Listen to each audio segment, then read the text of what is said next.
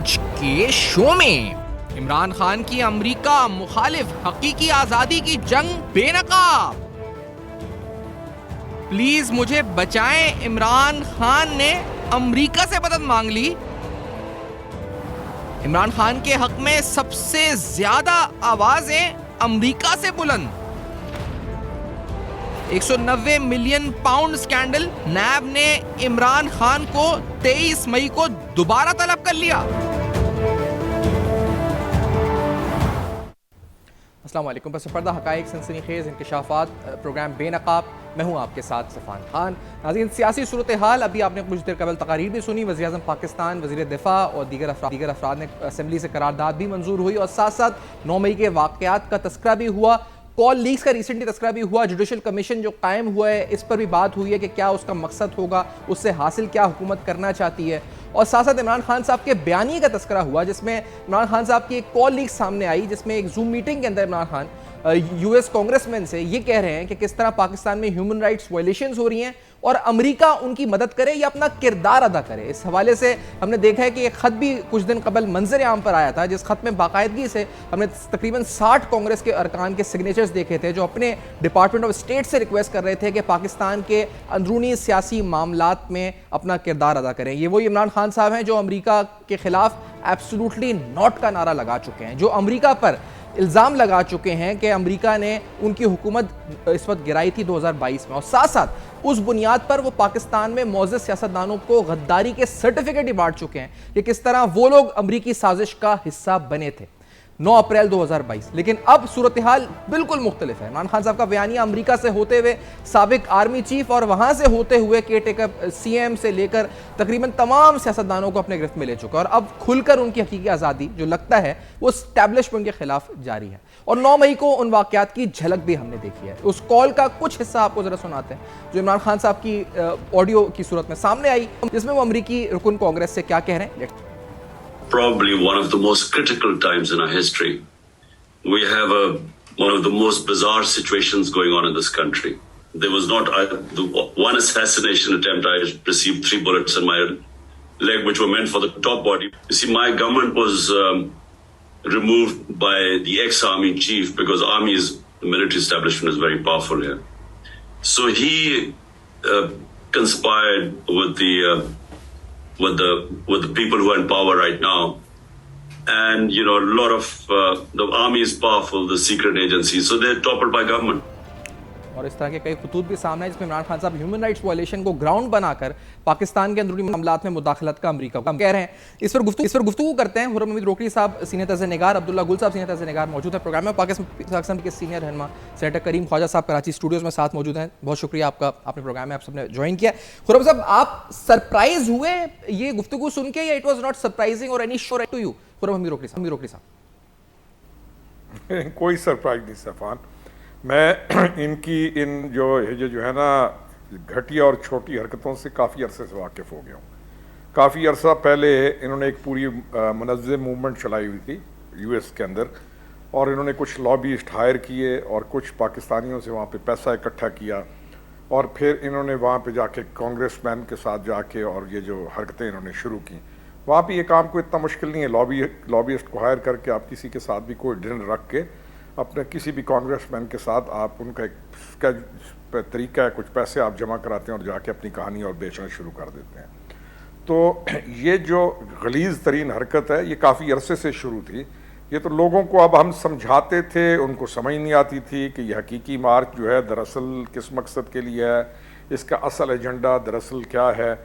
To cut it short, chaos کا جو pack تھا وہ ختم ہوتا ہوا ہمیں نظر آ رہا ہے, اور کیوس اپنے اینڈ کی طرف ہے. اور یہ جو ابھی سجدے کر رہا ہے امریکہ کے, اور منتیں جس طریقے سے کر رہا ہے, اور جس طریقے سے الفاظ کے ساتھ, آپ الفاظ کا چناؤ دیکھیں کس طریقے کے ساتھ اپنے پاکستان, اپنے ملک کو یہ کس طریقے سے ڈیگریڈ کر رہا ہے, اور اپنا گھٹیا اور اپنا جو غلط بیانیہ کس طریقے سے منتیں کر کے ان کو بیچ رہا ہے. اس کو چھوڑیں, یہ تو غیر ہے. میں اب ان تمام سٹوج کو اور ان تمام جہلا کو اور ان تمام زومبیز کو, عقل مندوں کو چھوڑ دیں, ان کو تو عقل آ چکی ہے.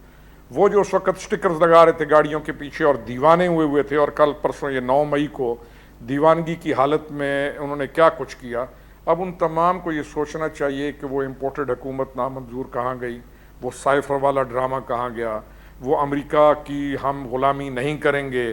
اور سب سے بڑا ظلم اس شخص کا یہ ہے کہ جب یہ سٹیج کے اوپر کھڑا ہو جاتا ہے اور سادہ مسلمانوں کو لا الہ الا اللہ کا کہہ کے بہکانے کی کوشش کرتا ہے, اس کا اصل چہرہ اس زوم کی میٹنگ میں اب باہر آ گیا. یہ جو ایک تھا نا جی, وہ شعر ہے, ننگ وطن ننگے ملت ننگ دین, اور یہ کہتا کس کو رہا, اس کے اوپر فٹ ہوتا ہے. He is responsible for all this chaos, اور فار تمام اس جھوٹ کا یہ بندہ ریسپانسبل. آپ کو سرپرائزنگ, میں بات کو ختم, جی اچھا آپ ختم کریں, بات کمپلیٹ کر لیں. جی میں بات یہ ختم کروں گا. سیفان جو سب سے بڑا اس نے نقصان کیا, اس یوتھ کا جو یونیورسٹیز میں پڑھ رہے تھے, بچے جو کالجز جا رہے تھے, اس نے ان کو اکسا کے 9 مئی کو اس نے ان کو استعمال کر دیا, اور وہ اس کا ایندھن بنے اشرافیہ کا. کیونکہ اس کے ساتھ ایک اشرافیہ ہے, ایک پاکستان کی ایک گندی اشرافیہ اس کے ساتھ ہے, ناٹ دا گڈ ون, گندی. انہوں نے استعمال ان بچوں کو کیا اور ان کے کیریئرز, ان کے گھروں کو اس شخص نے تباہ کر دیا, اور وہ ساری عمر کے لیے ان کے لیے اس نے ایشوز پیدا کر دیے. جی سیفان, ایگزیکٹلی. میں بھائی صاحب آپ کا بھی رسپانس اس پہ جاننا چاہوں گا. سرپرائزنگ تھا آپ کے لیے یہ بالکل, یا آپ اٹ واز ناٹ سرپرائزنگ کریم خواجہ صاحب, یہ جیسے خرم صاحب نے کہا ہم تو سمجھ رہے تھے کہ یہی ان کا ایجنڈا ہے. اس کی ہر روز نئی اسٹیٹمنٹس ہیں, اور آج ایک بات کرتا ہے, کل دوسری بات کرتا ہے, پرسوں تیسری بات کرتا ہے. تو وہ پتہ نہیں کیا کیا کہتا رہتا ہے, کبھی ایک بات کر اس کو یاد بھی نہیں رہتی ہے. تو یہ میرے لیے تو سرپرائز نہیں ہے. اور ابھی کہتے ہیں کہ ابھی دلی دور است, ابھی اور بہت سی باتیں آپ سنیں گے اس کی. اچھا, اب دیکھیں میں جو یہ سمجھ رہا ہوں کہ کل جو ہے مقبوضہ کشمیر میں G20 کا اجلاس ہے, بڑی امپورٹنٹ بات میں کہہ رہا ہوں. بہت امپورٹنٹ. تو اس میں آپ کو پتہ ہے چین اور ٹرکی نے اور شاید سعودی عرب نے, 3 ممالک نے, تینوں نے کہا کہ ہم شرکت نہیں کریں گے. بلاول صاحب بھی کشمیر گئے ہوئے ہیں اس حوالے سے, پاکستان کا کشمیر, آزاد کشمیر. تو اب کل اس کی نیب میں پیشی ہے, اور اگر کل کچھ ہوتا ہے تو سارا دن جو پاکستان کی عوام ہے وہ G20 سے ہٹ کر اس کے پر کنسنٹریٹ کریں گے. اور یہ کل سے کہہ رہا ہے, آپ دیکھیں کل دوپہر اور شام سے کہہ رہا ہے کہ میں 23 کو جا رہا ہوں. اور کل اگر پاکستان میں اگر کچھ بھی واقعات ہوتے ہیں تو G20 سے تو ڈائیورٹ ہو گئی نا بات. آپ دیکھیں یہ تھوڑی دیر, یہ تھوڑا سوچیں. 14 میں جب دھرنے لگے تھے تو اس وقت چائنیز پریزیڈنٹ آ رہا تھا, تو وہ چائنیز ہمارا جو چیزیں جو تھوڑی دور ہو گئی. ایک بریک ہمیں لینا ہے. بڑی اہم بات آپ کہہ رہے ہیں کہ کل 23 تاریخ کو G20 کانفرنس, عمران خان صاحب کی نیب کی پیشی اور بلاول صاحب کا آزاد کشمیر میں ہونا, ان تینوں میں لنک, اور پھر اس کا جو اوور آل کانٹیکسٹ ہے عمران خان صاحب کے ایجنڈے پہ, سے بات بھی کرتے ہیں. عبداللہ گل صاحب کا موقف بھی لیں گے اس پہ. آپ ناظرین ہمارے ساتھ رہیں.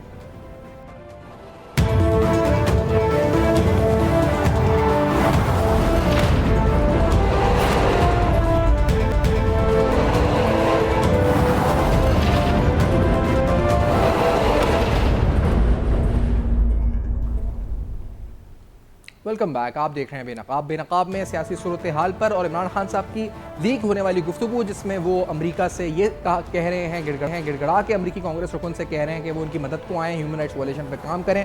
جوابی پاکستان کی حکمت عملی کیا ہو سکتی ہے, اس پر آئیں گے.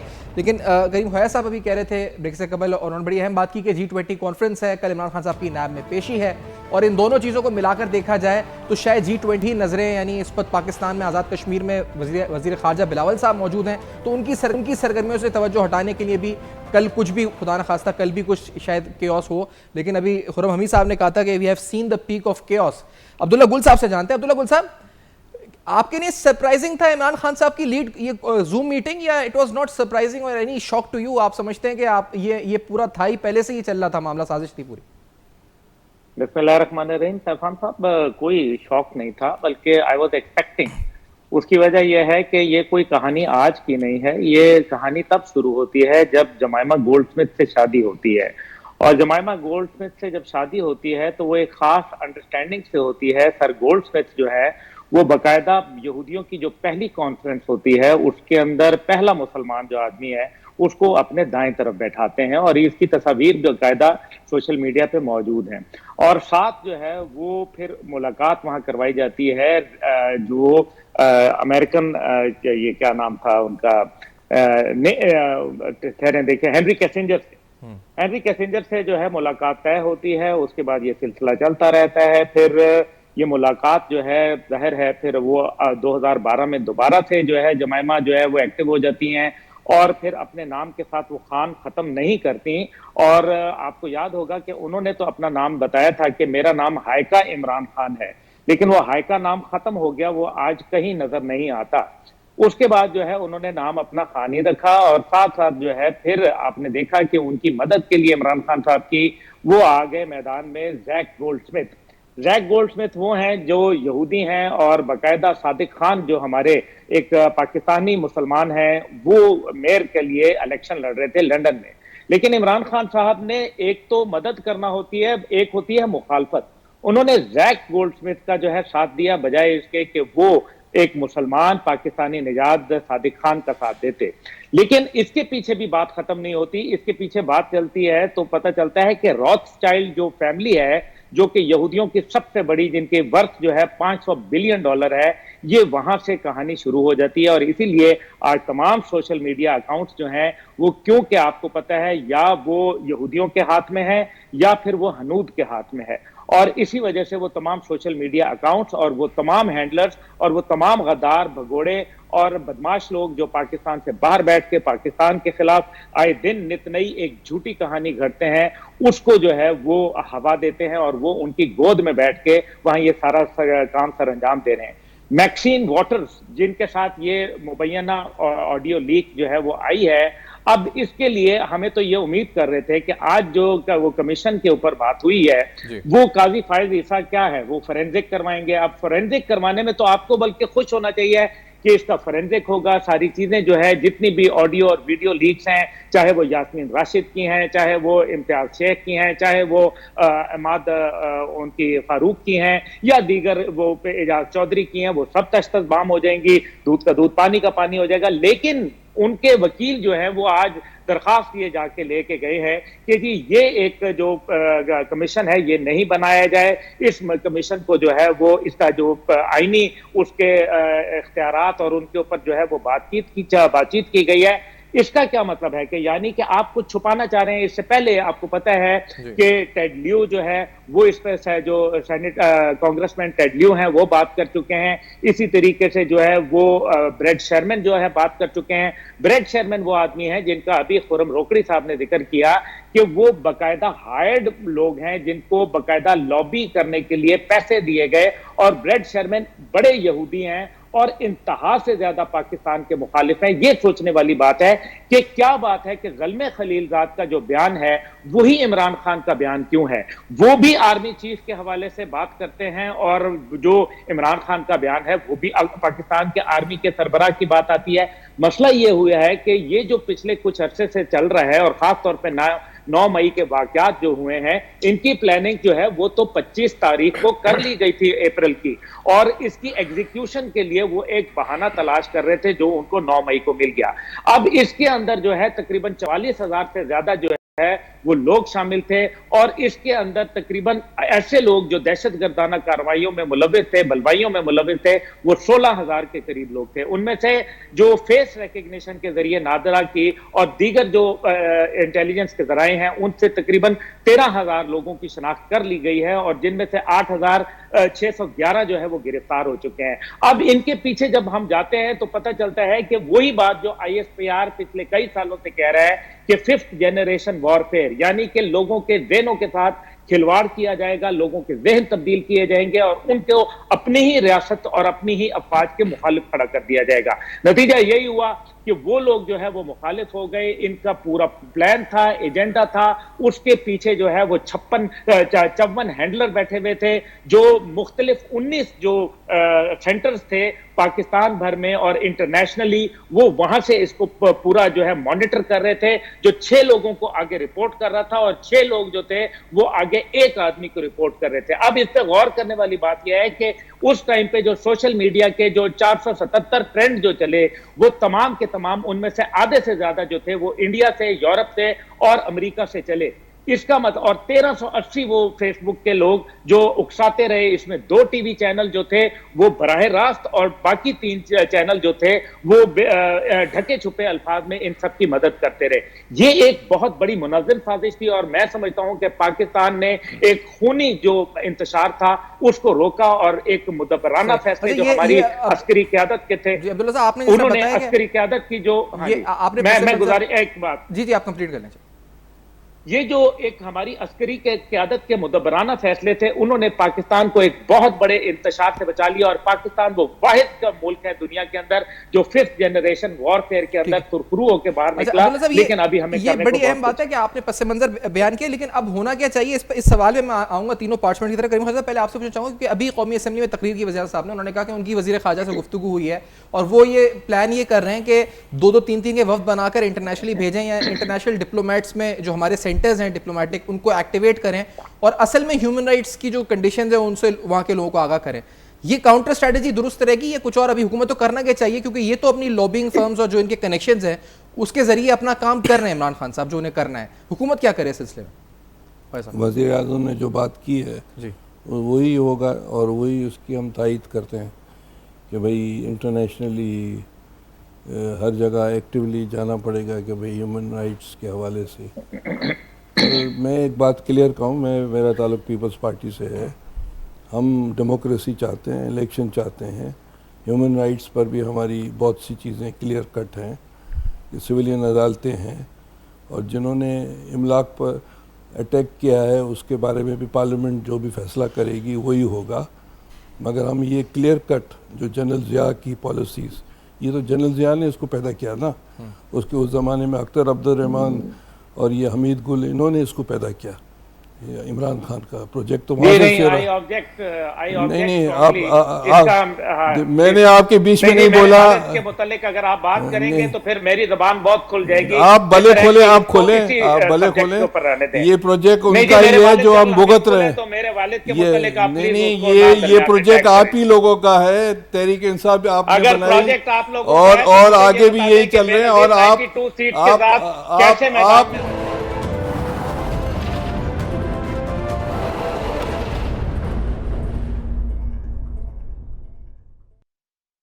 Welcome back. आप देख रहे हैं बेनकाब। लास्टली हम पॉइंट ऑफ व्यू ले रहे हैं कि मिलिट्री कोर्ट से डेमोक्रेसी अंडरमाइन होगी या नहीं होगी, मिलिट्री एक्ट के तहत मुकदमात कायम होंगे। पीपल्स पार्टी का मौक़िफ़ करीब हसन प्लीज़। देखें पीपल्स पार्टी की CEC का इजलास 2 दिन पहले हुआ था जी, जिसमें पीपल्स पार्टी ने कहा कि जो भी 9 तारीख को हुआ है उसकी मज़म्मत की थी और लोगों को ट्रायल होना चाहिए। अब ट्रायल का फ़ैसला पार्लियामेंट को करना है। पार्लियामेंट इस सिलसिले में क्या फ़ैसला करती है कि आया जो टेररिस्ट कोर्ट ऑलरेडी हैं हमारी 98 में जो बनी थी, या जो है जो ऑफिशियल सीक्रेट एक्ट्स हैं उसके तहत होता है, तो मेरे ख्याल से डिबेट चल रही है जो पार्लियामेंट फ़ैसला करेगी और वही सुप्रीम और सॉवरेंट है। नेचुरली वो जो भी है पाकिस्तान जो आज़ाद हुआ है वो पॉलिटिशियंस